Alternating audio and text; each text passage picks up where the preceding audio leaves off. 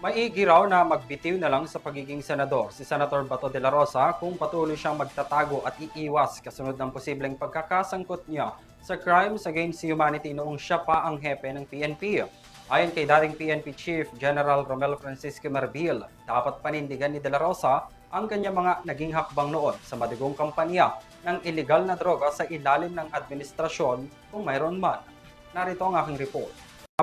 Inilalabas na arrest warrant ang International Criminal Court, hindi na mahagilap si Senator Bato de la Rosa mula noong Nobyembre ng nakaraang taon.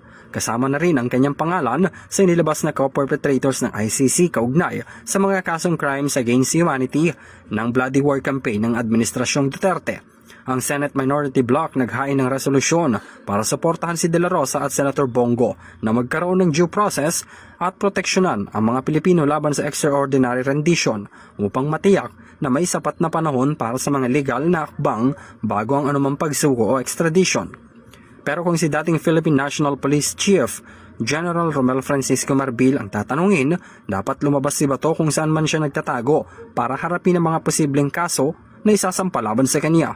Si Marbil ang siyang hepe ng PNP nang maaresto sina dating Pangulong Rodrigo Duterte at religious leader ng KOJC na si Pastor Apollo Quiboloy. Ba't kung nagtatago ka, ito na naman tayo, senador ka, ikaw mo, dati kang chief PNP, look at us. Anong gusto mo? Lahat ng mga kriminal natin na pulis, pag magtatago, dapat hindi. Kaya nga tayo may sistema.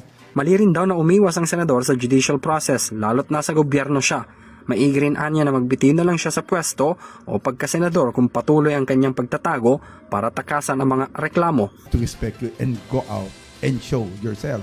Binabayaran ka ng gobyerno, binabayaran ka ng tao, and people expect for you na magpakita ka.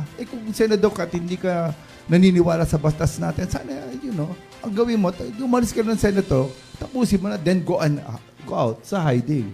Mag-hide ka na lang. Pero as of now, people look at you, people voted for you as a senator. And Nakakawala rin anya ng respeto ang ginagawa nitong pagtatago, lalo't maraming Pilipino ngayon ang umaasa sa magiging trabaho at papel na ginagampanan ng Senado para sa publiko. kung senador ka at hindi ka naniniwala sa bastas natin, sana, ang gawin mo, umalis ka ng senator, tapusin mo na, then go out sa hiding. Dinipensahan rin nito ang naging trabaho ng PNP noon na naghain lamang ng arrest warrant laban kay Duterte at hindi kinidnap palabas ng bansa. Para sa EuroTV News, ako si Henry V.